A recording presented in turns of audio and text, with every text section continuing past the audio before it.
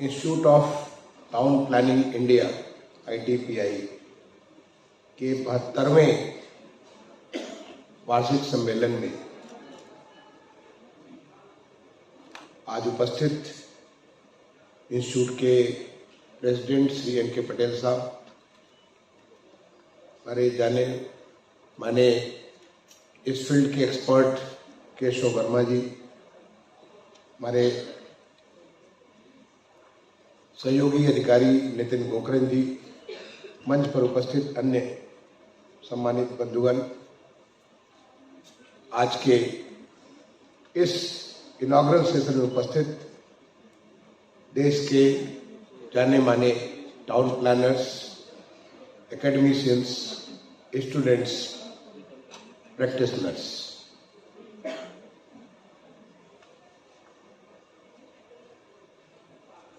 मुझे लगता है कि मैं आज सुबह थोड़ा जल्दी आ गया। मुझे 9:30 का वक्त दिया गया था और मैं यहाँ 9:22 पे आ गया। और जो मेरी आदत है, सामान्य तौर पे जो समय देता हूँ उसके समय से पहले पहुँचने की मेरी आदत है, अच्छी या बुरी जो भी मानिए, लेकिन एक बार के बाद दोबारा सब लोग समय से ही आना चालू करते हैं। तो मैं जो थोड़ा जल्दी आ गया तो उसके बाद चीज़ों को स्थिर होने में वक्त ज़्यादा लग गया। कोई बात नहीं, स्थिर हो गया। अब इसके बाद मैं समझता हूँ कि आने वाले 2 दिन का सेशन आपका बहुत ही प्रोडक्टिव होगा। 2 दिन आपने जो विषय चुना है वो बहुत ही महत्वपूर्ण विषय चुना है। उस विषय पे चर्चा से बहुत सारे नई चीजें निकलेंगी, क्योंकि यहाँ इतना बड़ा अनुभव उपलब्ध है और उस अनुभव का लाभ हमारे प्रदेश को मिलेगा, देश को मिलेगा। तो सबसे पहले तो मैं ITPI को 72 साल पूरा करने के लिए और 73वें साल में एंटर करने के लिए बहुत बहुत बधाई देता हूँ और अपनी शुभकामनाएं देता हूँ। जब आप 75 की तरफ पहुंच रहे हो और 75 आपको मालूम है कि अमृत वर्ष होता है, तो 75 के लिए तैयारी भी आपको पटेल साहब को सोच से करना चाहिए। ऐसा क्या हम कुछ करें कि अमृत वर्ष में कोई नई चीज, नई ताकत, नई सोच अपने देश में टाउन प्लानिंग के बारे में ला सके। मैं इसके लिए आपको अपनी शुभकामनाएं भी देता हूँ, क्योंकि अभी ये 72, 73, 74वें के बाद का अमृत वर्ष प्रारंभ हो जाएगा, तो उसके लिए पहले से ही तैयारी करनी पड़ती है। जो विषय आपने चुना है, climate change and resilient spatial planning, ये बहुत ही महत्वपूर्ण विषय है और आज ये शहरों के लिए तो और ज्यादा महत्व का हो गया, क्योंकि शहरों में जो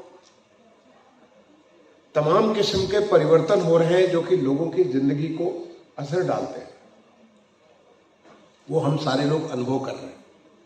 पहले बहुत सारे लोग कहते थे कि इन्वायरमेंट की जो बातें हैं उसका कोई बहुत मतलब नहीं होता, ये सारे के सारे डेवलपमेंट को रोकने के लिए ऐसे कुछ लोग हैं जो कि ऐसी कभी चर्चा करते हैं। लेकिन आज ये रियलिटी हो गई है। चाहे शहरों में बाढ़ आना हो, शहरों में प्रचंड गर्मी पड़नी हो, शहरों में हीट वेव्स की वजह से तमाम सारे नुकसान होने हो, ऐसी बहुत सारी चीजें हैं जो कि प्रत्यक्ष रूप से हमें दिख रही हैं और हर साल आपको ये सब चीजें, ऐसे तमाम सारी चीजें नजर आती हैं। जो हमारा क्लाइमेट है, क्लाइमेट कैसे उसका परिवर्तन हो रहा है कि समय से पहले बहुत ठंड पड़नी, समय से पहले बहुत ज्यादा गर्मी पड़ना, और इसका पूरा का पूरा हमारे लाइफ साइकिल पे फर्क पड़ रहा है। तो आज हम क्लाइमेट सेंसिटिव हो रहे हैं। आज हम हर जगह बात कर रहे हैं कि कैसे हम क्लाइमेट का जो चेंज हो रहा है उस चेंज को हम लोग अरेस्ट कर सकते हैं, उसको हम लोग कम कर सकते हैं, मिटिगेट कर सकते हैं। क्लाइमेट एडाप्टेशन तो है ही, लेकिन हम क्लाइमेट के उस परिवर्तन को कैसे मिटिगेट कर सकते हैं। और यहाँ पे हमारे माननीय प्रधानमंत्री जी ने जो COP26 ग्लासगो में हुआ, वहां पे उन्होंने एक बहुत बड़ा लक्ष्य रखा अपने देश के लिए, और वो लक्ष्य था कि 2070 तक हम 0 एमिशन की कंट्री बनेंगे। 2070 को सोचेगा, अभी से तो 50 साल बाकी है, लेकिन 50 साल देखिए, ग्लासगो का जो 26 COP हुआ उसके बाद 3 साल बीत गए और ये 50 साल आने में बहुत वक्त नहीं लगता है।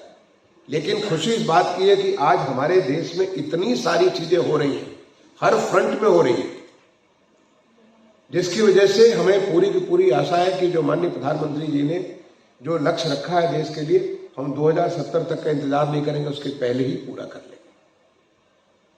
चाहे वो एनर्जी सेक्टर के बारे में हो, चाहे वो कंस्ट्रक्शन सेक्टर के बारे में हो, चाहे वो ट्रांसपोर्ट सेक्टर के बारे में, जो हमारे जहां पे हमें क्लाइमेट को सबसे ज्यादा इंपैक्ट होता है, उन सारे सेक्टर्स में इतने सारे परिवर्तन हो रहे हैं। अब अगर हम देखिए कि ट्रांसपोर्ट के बारे में आज ई व्हीकल, पहले सोचते थे कि क्या है, आज ई व्हीकल एक रियलिटी हो रही है। आज हमारे प्रदेश में 700 से ज्यादा ई बसेस चल रही है और हम आगे आने वाले से इसको 2000 का नंबर करने वाले हैं। आज भारत सरकार ई व्हीकल के बारे में एक अलग से स्कीम लेकर के आई है कि जिससे कि राज्यों को सपोर्ट कर सके।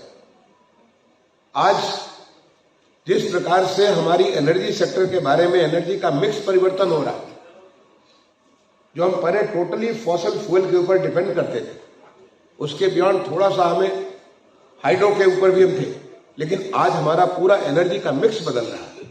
रिन्यूएबल एनर्जी के बारे में, चाहे सोलर के बारे में हो, चाहे अन्य जो हमारे एनर्जी के सोर्सेज, उनके बारे में काफी ज्यादा परिवर्तन हो रहा है और सोच में परिवर्तन हो रहा है। बहुत तेजी से आज बड़े बड़े सोलर पार्क बन रहे हैं, तो वो हमारे पूरे के पूरे एनर्जी सेक्टर में एक परिवर्तन फॉसिल फ्यूल से लेकर के नॉन फॉसिल फ्यूल की तरफ, जो हमारा क्लाइमेट को डिटोरेट करता, उसकी जगह पे क्लाइमेट को मेंटेन करने वाले सिस्टम की तरफ हम इसका परिवर्तन हो रहा है। इसी प्रकार से हमारे जो इसमें कंस्ट्रक्शन सेक्टर में अगर आप देखें तो किस प्रकार से परिवर्तन होगा। जो हमारा ब्रिक एंड मोर्टार वाली जो कंस्ट्रक्शन हुआ करते थे, आज उसकी जगह हट करके आज नई टेक्नोलॉजी आ रही है। जब मैं अर्बन सेक्रेटरी हुआ करता था भारत सरकार में, उस समय हमने 53 टाइप्स ऑफ न्यू टेक्नोलॉजीज को सीपीडब्ल्यूडी के द्वारा उनको सबको सारा उनका एसओआर जारी करा। एक ग्लोबल हाउसिंग टेक्नोलॉजी चैलेंज के माध्यम से ऐसी नई टेक्नोलॉजी लखनऊ में, अगर आपके पास वक्त होगा जाकर के आप देख सकते हैं कि जो लाइट हाउस प्रोजेक्ट बनाया, 6 शहर चुने गए चैलेंज के माध्यम से दुनिया की बेस्ट टेक्नोलॉजी लाने के लिए, चाहे वो चेन्नई हो, राजकोट हो, इंदौर हो, लखनऊ हो, गुवाहाटी हो, गुवाहाटी नहीं बल्कि अगरतला हो और रांची हो, वो सारी की सारी नई टेक्नोलॉजी। आज वो नई टेक्नोलॉजी जो विदेशों से आई, वो हिंदुस्तान की टेक्नोलॉजी आज उसके बेसिस पे तमाम सारे कंस्ट्रक्शन हो रहे हैं और वो कंस्ट्रक्शन जो है they are all climate resilient. वो हमारे जो कंस्ट्रक्शन हो रहे हैं वो ऐसे रिसोर्सेज का प्रयोग करते हैं जिससे कि हमें हमारे जो रिसोर्सेज हैं उनके ऊपर कम से कम भार पड़े। लोकली अवेलेबल रिसोर्सेज का प्रयोग करते हैं, मिनिमम वेस्ट करते हैं। तो इसके हिसाब से पूरा का पूरा कंस्ट्रक्शन का जो एरिया है, यहाँ पे बहुत सारे हमारे टाउन प्लानर के अलावा बिल्डर्स भी होंगे। आप सोचिए कि आज से 5 साल पहले क्या आप सोचते थे, आज की डेट में आप क्या सोचते हैं। ये हमारा परिवर्तन हुआ है। आज जो है हमारे एक क्लाइमेट चेंज में बहुत बड़ा रोल होता था हमारे जो सॉलिड वेस्ट होता था शहरों में। सॉलिड वेस्ट का बहुत सारा जो है रोल इसमें होता था। इसको लेकर के हमारा इन्वायरमेंट डैमेज होता था। इन्वायरमेंट में हमारे ऐसे किस्म के पार्टिकल्स आते थे जिसकी वजह से वो हीट एब्जॉर्बर्स हुआ करते थे। आज हमारे शहरों को जो स्वच्छ भारत मिशन माननीय प्रधानमंत्री जी ने शुरू किया 2014 में, आज उसका एक बहुत बड़ा रूप पूरे देश में देखने को मिल रहा है। आज शहर में वो गंदगी नहीं मिलती। आज शहरों में नए किस्म की सफाई हो रही है। शहरों के बीच में आपस में प्रतिस्पर्धा हो रही है कि हम कितने ज्यादा साफ हो रहे हैं। आज जो सॉलिड वेस्ट, जो हमारा एक सॉलिड वेस्ट एक बहुत बड़ी समस्या हुआ करता था, जो हमारा सीएनडी वेस्ट बहुत बड़ी समस्या हुआ करता था, आज वो हमारे एक मेजर रिसोर्स के तौर पे तब्दील हो चुका है, क्योंकि ये देश के सोच में परिवर्तन आया है। हमारे जो सीएनडी वेस्ट जो मेजर एक पोल्यूटर हुआ था, सीएनडी वेस्ट को लेकर के आज बिल्कुल एक नया प्रयोग किया गया कि उसके माध्यम से ऐसी तमाम सारी चीजें बनाई जा रही हैं जो हमारे उपयोग का तो वेस्ट एक वेल्थ के रूप में कन्वर्ट हो रहा है। और वो वेस्ट ही नहीं था, बल्कि वेस्ट जो हमारे कंटिन्यूअस हमारे लिए पेनफुल वेस्ट हुआ करता था, आज उसमें ये परिवर्तन हो गया। तो जो जिस प्रकार से जो हमारी इवन इंडस्ट्री में, अगर आप इंडस्ट्री का देखें, हर एक इंडस्ट्री में जिस प्रकार से क्लाइमेट को लेकर के एक सेंसिटिविटी आई है, वो सेंसिटिविटी की वजह से उनमें पोल्यूशन के लेवल को ध्यान रखा जा रहा है, सस्टेनेबिलिटी के ऊपर ध्यान रखा जा रहा है कि जिससे कि हम किस प्रकार से अपने ऐसा कुछ करें जिससे हम लोग क्लाइमेट को मिनिमम डैमेज कर सकें।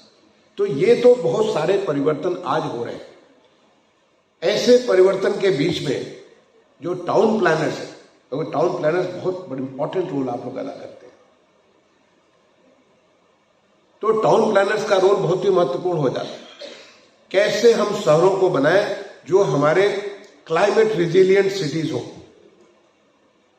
क्या हम करेंगे जिससे हमारा क्लाइमेट रिजिलियंट सिटी हो, ये टाउन प्लानिंग के बारे में एक मेजर चैलेंज हो जाता है। अगर आप खुद सोचें, अगर आप देखें तो हमारा अर्बन एरिया बहुत कम है रूरल एरिया से, लेकिन कंट्रीब्यूशन अर्बन एरिया का बिकॉज इट इज एक बहुत ही सिनर्जिक कंसंट्रेटेड लिविंग है, इसके नाते इसका अगर क्लाइमेट चेंज के ऊपर सबसे ज्यादा इंपैक्ट होता तो अर्बन एरिया का होता। तो उस अर्बन एरिया को क्या हम ऐसा कुछ प्लानिंग कर सकते हैं जिसके नाते हम वहां पे मिनिमम डैमेज करें क्लाइमेट को, जिससे हम अपने शहरों में जो बाढ़ आ रही है बाढ़ की समस्या से निदान कर सकें, जब शहरों में हीट वेव्स आ रही है उस समस्या से हम निदान कर सकें, और हम कर सकते हैं। ये हमारी थिंकिंग की, ये हमारे टाउन प्लानिंग की उस विधा के ऊपर निहित करती है कि क्या हम कर सकते हैं। आप सोचिए कि जो मोहनजोदाड़ो और हड़प्पा में जो हमारी टाउन प्लानिंग थी, वो भी हमारे लोग बड़े सेंसिटिव थे, sensitive to the nature, sensitive to the environment. मुझे जाकर के गुजरात में वो कौन जगह है, लोथल में देखने को मौका लगा। उस समय लोथल में उस जमाने में किस प्रकार की टाउन प्लानिंग होती थी। पाकिस्तान में तक्षशिला में जाकर के देखा मैं, वहां पे किस प्रकार से टाउन प्लानिंग होती थी। बिहार में जो हमारा नालंदा है, ऐसे जगहों पे किस प्रकार की टाउन प्लानिंग उस समय भी कैसे क्लाइमेट सेंसिटिव हुआ करते थे। क्या हम ऐसा क्लाइमेट सेंसिटिव टाउन प्लानिंग कर सकते हैं? क्या हम ऐसा कुछ, आज हम शहरों को अगर देखें तो शहरों में फॉरेस्ट कवर कितना है, ग्रीन कवर कितना है। कुछ एक शहरों को आप बाहर कर दिए, कुछ एक शहरों को आप बाहर कर दिए जहां पे शायद 20% आपको जो है ग्रीन कवर मिलेगा। ज्यादातर शहरों में तो 8%, 5%, 6% ग्रीन कवर होता है, और वो जो ग्रीन कवर होता है वो ग्रीन कवर एब्जॉर्ब करता है तमाम सारे जो पार्टिकल्स उसमें उसको एब्जॉर्ब करता है, वो हीट वेव्स को कम करता है। अगर आप देखें कि आपके जैसे हमारे लखनऊ शहर में कुकरैल है, पूरा फॉरेस्ट भरा पड़ा हुआ। आप कुकरैल में जाएं और यहाँ पे लखनऊ से, तो कुकरैल में आपको 2-3 डिग्री 4 डिग्री हमेशा कम मिलेगा। दिल्ली में आपका जो जहां पे ग्रीन कवर है वहां पे आप जाए तो वही बगल से आपको वहां पे टेम्परेचर कम मिलेगा। क्यों? क्योंकि वहां पे जो हीट को डिसिपेट करने की, हीट को जो है एब्जॉर्ब करने की वहां पे ताकत है। लेकिन हम शहर में इतना भूल करके जिस प्रकार से हमारी प्लानिंग हो रही है, जिस प्रकार से हम बिल्कुल वो जंगल खड़े करते चले जा रहे हैं, बिल्डिंग्स के जंगल खड़े करते चले जा रहे हैं, उसके नाते आज वहां पे जैसे सिटी लाइक देहरादून, जैसे मैं रांची में पढ़ा हूं, सिटी लाइक रांची जहां मैं पढ़ा करता था 1972, 73, 74, 75 से 77 तक मैं पढ़ता था, वहां हम लोग के कमरे में पंखे नहीं होते थे। आज रांची में आप पंखा नहीं, एसी के बगैर नहीं आप रह सकते हैं गर्मी के महीने में, और तब हम लोग के कमरे में पंखे भी नहीं होते थे। इतना ज्यादा क्लाइमेट में फर्क आया, और ज्यादा नहीं, पिछले 40 साल के भीतर, 40-45 साल के भीतर। तो क्या हम आगे इसको अरेस्ट कर सकते हैं, सिचुएशन अरेस्ट कर सकते हैं? क्या हम सिटी में उसके ग्रीन कवर को कम से कम 20% हम क्या अपने शहर को ग्रीन कवर में ला सकते हैं क्या? ये बहुत इंपॉर्टेंट बात है। और उसको लाने के लिए हमें कॉन्शियसली, शहर में बहुत सारे इलाके हैं, अगर आप देखना चालू करें तो एक तो होता है जो हमने स्मार्ट सिटी में सीखा, एक तो आपका ग्रीनफील्ड डेवलपमेंट है, दूसरा हमारा रेट्रोफिट, जो एग्जिस्टिंग है उसी को रेट्रोफिट कर सकते हैं, तीसरा हम रीडेवलपमेंट कर सकते हैं। जीता जागता उदाहरण रीडेवलपमेंट का अगर आप जाकर के देखें, इस किदवई नगर कॉलोनी देखिए कि कितनी ग्रीन है। आप न्यू मोतीबाग कॉलोनी में रहा करता था दिल्ली में, देखिए कितनी ग्रीन है। पुणे में मैंने बहुत सारी ऐसी कॉलोनी, कितना ग्रीन है। रीडेवलपमेंट करके उन्होंने कितना फर्क ला दिया, या रेट्रोफिट करके वहां पे जो अवेलेबल जगह है वहां पे उसको ग्रीन कवर ला करके कितना कर सकते हैं। और आज तो हमारे पास मियावाकी टेक्नोलॉजी है, मियावाकी टेक्नोलॉजी के माध्यम से आप इतनी सारे ग्रीन कर सकते हैं। माननीय प्रधानमंत्री जी ने मैं मन की बात में यही हमारे लखनऊ के मियावाकी के बारे में इसमें चर्चा की थी। और आज एक हमारे उत्तर प्रदेश में मियावाकी प्लांटेशन हमारे तमाम सारे शहरों में बहुत तेजी से कर रहे हैं। हम तो पिछले साल 35 करोड़ पेड़ लगाए थे और इस साल मेरे हम 35 करोड़ से ज्यादा क्रॉस करेंगे एक साल के भीतर। तो क्या हम ग्रीन कवर अपना बढ़ा सकते हैं? एक बहुत बड़ी समस्या हमारे शहरों की है कि हम लोग रिवर सेंसिटिव प्लानिंग नहीं करते। जहां भी शहरों में रिवर है, आज तो अहमदाबाद में हमारे पटेल साहब बता रहे हैं कि अहमदाबाद के बड़े वहां से आए हैं। आज अहमदाबाद में जो साबरमती रिवर इतनी शानदार तरीके पे आज उसको देख रहे हैं, हमारे केशव वर्मा साहब देख रहे हैं, बताएंगे भी अपने चर्चा बताएंगे कि कैसे जो है उन्होंने साबरमती में इतना बड़ा परिवर्तन किया। एक बहुत बड़ी नई इकोनॉमिक अपॉर्चुनिटी दिख रही है। अदरवाइज हमारे यहाँ तो शहरों में रिवर्स आर वो कूड़ेदान होती है, जितना शहर का कूड़ा उसी कूड़ेदान के तौर पे यूज करते हैं और रिवर धीरे धीरे मर जाती है। क्या हम रिवर सेंसिटिव प्लानिंग कर सकते हैं? क्या रिवर को ध्यान में रखते हुए कि ताकि कूड़े का घर न बन के रिवर वहां पे जो वाटर होता है, वाटर हमारे साथ इतना बढ़िया संबंध है, हमारे मानव के साथ इतना अच्छा संबंध है, क्या हम रिवर को ऐसा कुछ कर सकते हैं जिससे रिवर का उसका जो वो उसका जो अनवरत जो उसका वाटर फ्लो है वो बना रहे, उसमें वाटर टेबल बना रहे, वहां पे गंदा पानी न जाने पाए, वो ट्रीटेड वाटर। आज तो हमने अमृत योजना जो अमृत 2.0 में टारगेट रखा कि हम सारे शहरों को या तो सीवर एंड एसटीपी के माध्यम से, नहीं तो जो एफएसएससीपी के माध्यम से, faecal sludge and septage management के माध्यम से सारे शहर को हम लोग कवर करेंगे, 100% कवर करेंगे, जिसके ऊपर सारे देश भर में लगभग 5000 शहरों में काम चल रहा है। तो क्या हम अपने रिवर्स को ध्यान में रखते हुए ऐसी कुछ प्लानिंग करें कि जिससे रिवर वहां पे एक लोगों के लिए एक इंटरटेनमेंट की जगह हो, कम्युनिटी एक्टिविटीज की जगह हो, वहां पे लोग बैठे और कम्युनिटी एक्टिविटीज करें रादर देन वहां पे कूड़े फेंक। क्या हम ऐसा कुछ कर सकते हैं? क्या can that become a part of the town planning? क्या हम अपने शहरों को स्पॉन्ज सिटी के रूप में हम प्लान कर सकते हैं? क्या शहरों में इतनी ज्यादा आपकी जो है सारा का सारा जो हम प्लानिंग करते हैं, इतनी सारा कंक्रीटिंग कर देते हैं कि जो भी आसमान से हमें भगवान पानी दे रहे हैं वो सारा का सारा पानी वहां से बह करके बाहर निकल जाता है। शहर में पानी एब्जॉर्ब नहीं होता और शहर का पानी अपना धीरे धीरे नीचे बहता चला जाता है, वहां नहीं जा करके, बल्कि वो बहुत सीधे यहां से बहते हुए समुद्र को जा रहा है। तो क्या हम ऐसी टाउन प्लानिंग कर सकते हैं कि स्पॉन्ज सिटीज के बारे में जो हमने अमृत 2.0 को जब परिकल्पना की थी, जब इसको बनाया था, तो हमने उसमें सोचा था कि सिटी जो है हम इसको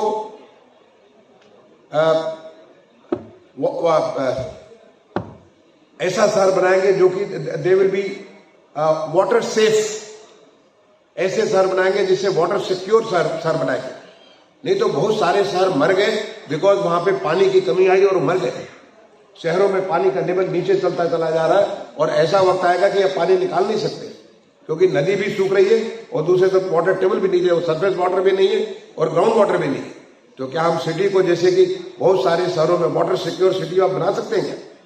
क्या हमारी ऐसी प्लानिंग हो सकती है कि जगह जगह ऐसे करें कि जिससे कि हमारे वाटर टेबल बना रहे? क्या हम जितना सारा वाटर उसको लेकर के अपने वाटर को, अपने ग्राउंड को रिचार्ज कर सकते हैं? ऐसा कुछ प्लानिंग कर सकते हैं? क्या हम ऐसा कुछ प्लानिंग कर सकते हैं जिससे कि जो हमारा बहुत सारा खर्च होता है अपने लाइफ में, बहुत सारी जो खर्च करते हैं, ऐसे सारा मशरूम ग्रोथ हो जा रहा हमारा और छोटे छोटे हाइट्स के, can we go multi storey and create more open structures, more green, more water?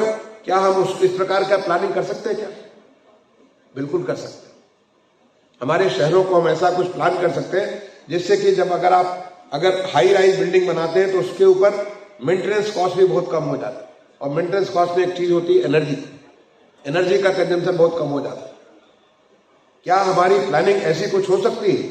हम ऐसे कुछ, यहाँ पे तो टाउन प्लानर के साथ साथ आर्किटेक्ट भी होंगे, क्या हम ऐसा कुछ प्लानिंग कर सकते हैं जिससे कि हमें कम से कम एनर्जी कंजम्पशन हो?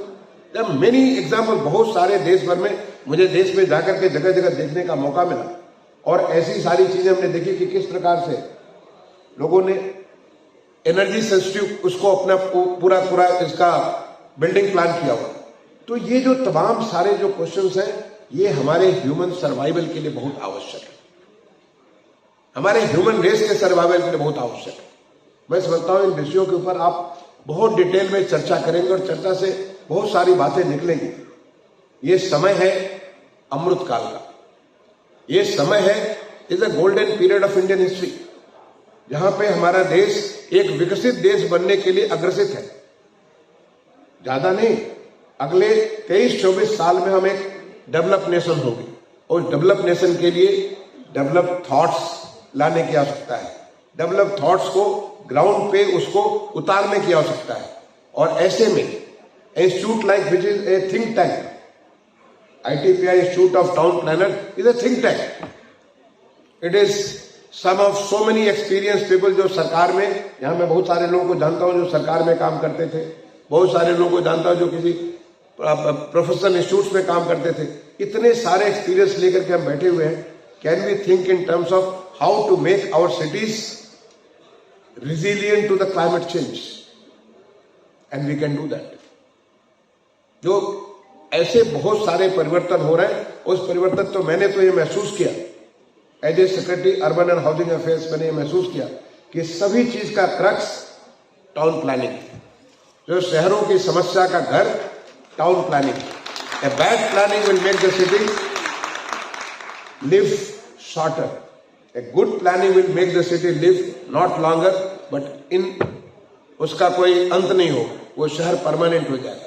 A good planning, और ऐसे बहुत सारी जो प्लानिंग की एक्टिविटीज है, जो मैं समझता हूं कि जब आप चर्चा से बात निकालेंगे तो वो सारी की सारी आपको आगे काम आएगी। And or occasion like this, when you are celebrating the 72nd anniversary of your institute, this is a high time we should think over it. और हम कुछ, मैं आपसे पटेल साहब से रिक्वेस्ट करूंगा कि why not make an action plan. आप एक कमेटी बनाइए, और कमेटी बना करके कुछ एक्शन प्लान बनाइए। ये क्या आप करेंगे जिससे कि आप, जब आपका ये हमारा जो अमृत काल है, इस अमृत काल में टाउन प्लानिंग के लिए क्या रूप देंगे आप? अमृत काल में अपने अमृत वर्ष में आने के समय किस बड़ी चीज को, what is the big thing which you are going to showcase to the rest of the country. ये देखो हमारे ITI पे ने ये चीज करके निकाला, मुझे बहुत अच्छा लगा। मुझे पढ़ा तो नहीं हूं, पटेल साहब ने स्टील सिटीज के बारे में किताब लिखा है। एक साहब ने राइट एंड रॉन्ग, जो भी मैं पढ़ूंगा उसको आराम से पढ़ूंगा, देखा उसके बारे में कोई किताब लिखी है, बहुत अच्छी। आर्किटेक्चर के क्या गलत है क्या सही है, जो भी हो। एक बड़े हमारे, मुझे कोपेनहेगन में मिलने का मौका मिला, एक इसे बिग नेम येन गेल, उनसे मैं मिलने, तो मैंने टाइम लिया था आधे घंटे का, लेकिन मैं 2 घंटे उनके साथ, उनके घर पे इतना अच्छा लगा, 2 घंटे उनके साथ बैठ गया और बहुत सारी चीजें सीखी उनके साथ मैंने। बाद में उनको मैंने पूरे देश भर को संबोधित भी कराया। एक हमारा जो ट्रांसपोर्ट का इंटरनेशनल कॉन्फ्रेंस होता है, उसने सबको संबोधित कराया। खुद आने वाले थे लेकिन कोविड के नाते उन्होंने संबोधित किया। उन्होंने बड़ी अच्छी एक किताब लिखी है, मैं कहूंगा आपने पढ़ा जरूर होगा, न पढ़ा तो जरूर पढ़िएगा। Cities are for the people, cities are for the people. Wonderful title. ये जो शहर होता है लोगों के लिए होता है, लोगों के हिसाब से, लोगों की जरूरतों के हिसाब से उनकी पूर्ति करने के लिए शहर बनते हैं, और आप तो शहर बनाने वाले हैं। तो हमारे इस विकसित हो रहे देश के लिए आज जिस प्रकार से हमारा अर्बनाइजेशन तेजी से बढ़ रहा है, जो आज अंदाजा है कि आज हमारे देश में अर्बन पॉपुलेशन करीब 46-47 करोड़ के आसपास होगी। बट मैं बता दूं कि 2051 में ये प्रेडिक्शन है कि ये हमारा लगभग 88 करोड़ होगी। इसका मतलब ये निकलता है कि आज हम जिस लेवल पर अर्बनाइजेशन पे, हम उसका दूना अर्बन एरिया क्रिएट करेंगे। तो क्या वो दूना जो अर्बन एरिया वैसा होगा जो आज है, या वैसा होगा जो हम चाहते हैं कि क्लाइमेट रिजिलियंट हो, जैसा हम चाहते हैं कि वो हमारे देश एक विकसित देश का ये नया विकसित अर्बन एरिया हो, और उसमें आपका बहुत ही महत्वपूर्ण रोल है। तो मैं इन्हीं बातों के साथ आपके साथ ये प्रश्न छोड़ करके जाता हूं, और आई बी वेरी हैप्पी। पटेल साहब आज और कल के डेलिब्रेशन से जो अच्छी बातें निकलेंगी उसको मुझे ऑफिशियली शेयर करेंगे, which we will use in our state. मैं अभी राज्य में क्या क्या चीजें हो रही है उसके बारे में ज्यादा कुछ नहीं बताया, क्योंकि हमारे नितिन गोखरे जी, जो कि हमारे कंट्री एंड टाउन प्लानिंग से लेकर के हाउसिंग सेक्टर को हेड करते हैं, वो आपसे शेयर करेंगे कि हमारे प्रदेश में क्या क्या हो रहा है। इसलिए मैंने जनरली ओवरऑल सिनेरियो के बारे में बात की। I wish you all the very best for the next 2 days deliberation. और मैं आपसे ये भी निवेदन करूंगा, आप लखनऊ आए हैं, आप में से कुछ लोग पहले बार आए होंगे, लखनऊ बहुत खूबसूरत शहर है, लखनऊ बहुत शानदार शहर है। यहाँ का खाना से लेके, यहाँ का शिल्प से लेकर के, यहाँ के कपड़े से लेकर के, यहाँ की शाम, हर एक चीज मशहूर है। तो थोड़ा वक्त लखनऊ, मैंने देखा आपके कार्यक्रम में आपने 7 तारीख लखनऊ को देखने के लिए बुलाया हुआ। आप 7 को भी और 7 के पहले भी शाम को वक्त मिले जरा लखनऊ में शाम को घूम के आइए। आप देखेंगे कि कितना खूबसूरत शहर है और कितने अच्छे से अपने जो हमारे मेहमान होते हैं उनकी स्वागत करता है। I wish you all the very best. Thank you.